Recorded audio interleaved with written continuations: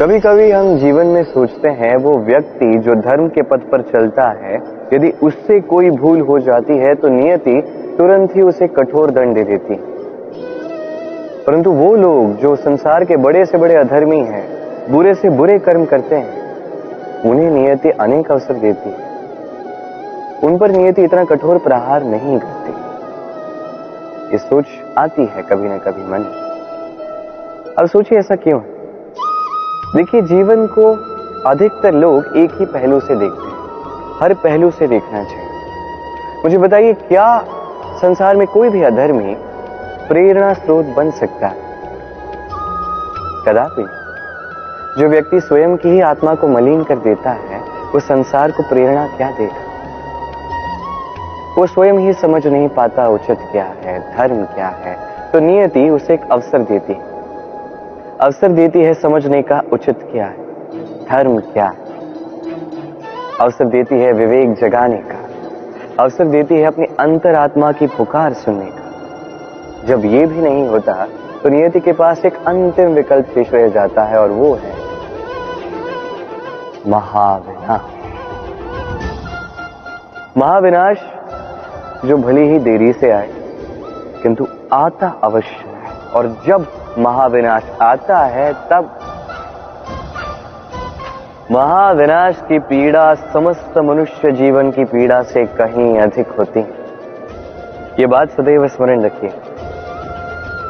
अब दूसरा व्यक्ति जो धर्म के पथ पर चल रहा होता है, उससे यदि कोई भूल हो जाती है तो नियति उसकी परीक्षा लेती। उस समय मनुष्य को लगता है कि नियति ने उसे कठोर दंड दिया, पर समय के साथ हम सभी देखते हैं, जब वो व्यक्ति उस परीक्षा में उत्तीर्ण हो जाता है, उस समस्त संसार के लिए प्रेरणा स्रोत बन जाता है। अर्थात नियति हर एक व्यक्ति को उसके कर्म का उचित फल देती है, उचित दंड भी देती है।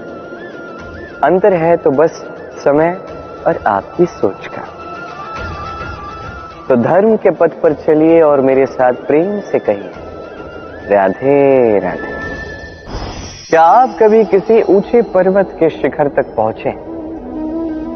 यदि आप पहुंचे हैं या यदि आप किसी ऊंचे पर्वत पर जाएंगे तो ध्यान से देखिए। जैसे जैसे आप ऊपर जाते हैं, वैसे वैसे सर्वप्रथम सारी वनस्पतियां लुप्त होने लगती हैं। तत्पश्चात सारे पेड़ पौधे पशु पक्षी सभी लुप्त होने लगते हैं। अंततः शिखर पर रह जाती है केवल शांति, एकांत। अब मनुष्य के साथ भी यही होता है। मनुष्य जब आत्मविकास की ओर बढ़ने लगता है, अपने जीवन के शिखर पर पहुंचना चाहता है, तब उसे एकांत की आवश्यकता होती है। और उसे साथ छोड़ना ही होता है अपनी सुख सुविधाओं का, अपनी संपत्ति का, अपनी समृद्धि का, अपनी सुंदरता का। देखिए, जीवन के शिखर तक पहुंचना ये सरल तो नहीं है, अत्यंत दुर्गम मार्ग है।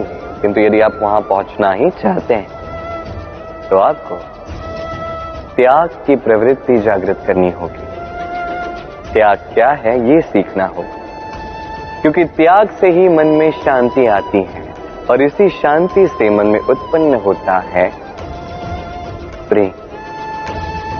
और ये प्रेम ही तो है जीवन का अंतिम लक्ष्य। तो आइए और इसी प्रेम के साथ कहें, राधे राधे। दुविधा। कई बार जीवन में हम उस मोड़ पे पहुंच जाते हैं जहां हम समझ नहीं पाते कि अब किस दिशा का चयन किया जाए।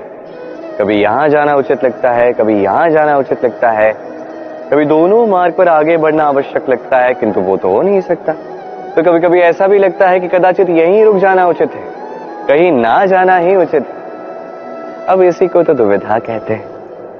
संसार में ऐसी कोई दुविधा नहीं जिसका समाधान ना हो। ये दुविधा स्वाभाविक, और आपकी इस दुविधा को थोड़ा सरल बना देता है। दुविधा में जब भी चयन करें तो ये सोचकर करें कि आपके इस चयन का इस संसार पर, इस समाज पर क्या प्रभाव पड़ेगा। अपनी लाभ और हानि के विषय में सोचना छोड़ दीजिए और कर्म कीजिए संसार के हित के लिए, आने वाली पीढ़ी के हित के लिए। सोचिए कि आपके इस कर्म से उनके जीवन का उद्धार कैसे होगा, क्योंकि यही विचार उचित विचार। देखिए, कई बार औषधि जो होती है वो कड़वी होती है, किंतु यही औषधि तो उपचार भी करती है ना। उसी प्रकार आपको भी इस दुविधा में कड़वे चयन करने पड़ सकते हैं, जो कठिन चयन होंगे, जो कठिन समय ला सकते हैं। किंतु यदि ये चयन धर्म संगत है, यदि इसे संसार का हित होगा, तो यही चयन उचित चयन। आइए और मेरे साथ प्रेम से कहिए, राधे राधे। ये ब्रह्मांड कितना बड़ा है ना, इसके समक्ष ये पृथ्वी भी मात्र एक बिंदु लगती है। अब इसी पृथ्वी पर हम कौन हैं, हमारा आकार क्या है, हमारा अस्तित्व ही क्या है। जब हम ऐसे सोचते हैं तो लगता है कि हम कुछ है ही नहीं। अब जब हम कुछ है ही नहीं तो हमें चिंता किस बात की है, भय किस बात का है, किससे भयभीत होते हैं। कौन है जो हमें मार सकता है, कौन है जो जन्म दे सकता है, जबकि आत्मा ना कभी जन्म लेती है ना ही कभी मरती। आत्मा बस शरीर बदलती।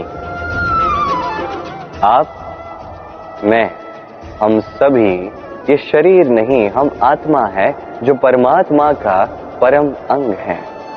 इसलिए स्मरण रखिए, आपको बाहर नहीं देखना, स्वयं में देखना है, यहाँ झांकना है, आत्मा को पहचानना है। क्लेश, भय, चिंता, इससे स्वयं को दूर कीजिए, आप पहचान जाएंगे परमात्मा कौन। तो आइए और मेरे साथ प्रेम से कहिए, राधे राधे। कर्म और फल। मनुष्य का ये स्वभाव होता है कि उसे अपने प्रत्येक परिश्रम का प्रतिफल चाहिए।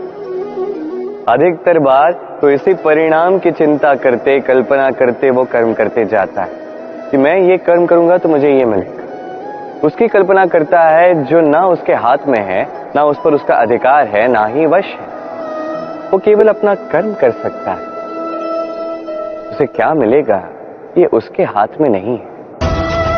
इसलिए आप भी केवल कर्म करते जाइए, फल की चिंता नहीं। स्मरण रखिए, जड़ और शाखाएं जिस प्रकार एक दूसरे से जुड़ी हैं, उसी प्रकार कर्म और फल एक दूसरे से जुड़े। जो भी आप कर्म करोगे उसका फल आपको अवश्य मिलेगा। इस फल की चिंता में कर्म का समय नष्ट ना कीजिए, क्योंकि जो व्यक्ति समय नष्ट करता है, समय उस व्यक्ति को नष्ट कर ही देता है। कर्म कीजिए निस्वार्थ भाव से, फल की चिंता ना कीजिए। और मेरे साथ प्रेम से कहिए, राधे राधे। परिवर्तन इस संसार का शाश्वत नियम। कोई भी राजा नहीं जो सदैव राजा रहता है, कोई भी धनी नहीं जो सदैव धनी रहेगा। संसार में सूर्य का स्थान लेने के लिए भी चंद्रमा आ जाता है। कोई स्थान जिसे खंडित कहा गया था वहां महल बने, कोई स्थान जिसे आज मलिन कहा जाता है कल वहीं पे मंदिर बन सकता है। कोई भी ऋतु सदैव के लिए नहीं रहती, कभी भी समय सदैव एक सा नहीं रहता। आज जो आपके पास है कल किसी और का था, आज जो आपके पास है कल किसी और के पास ही चला जाएगा। आपके साथ यदि कुछ रहेगा तो केवल आपके कर्म, उस कर्म के परिणाम भी आपके नहीं है। आप केवल कर्म कीजिए, बाकी जो होगा वो परिवर्तन। और इस परिवर्तन से भयभीत होने की आवश्यकता नहीं है, इसका स्वागत कीजिए। यदि आप मुस्कुराहट के साथ इस परिवर्तन का स्वागत करेंगे तो परिवर्तन भी मुस्कुराहट के साथ आपका साथ देगा। आइए और मेरे साथ प्रेम से कहिए, राधे राधे।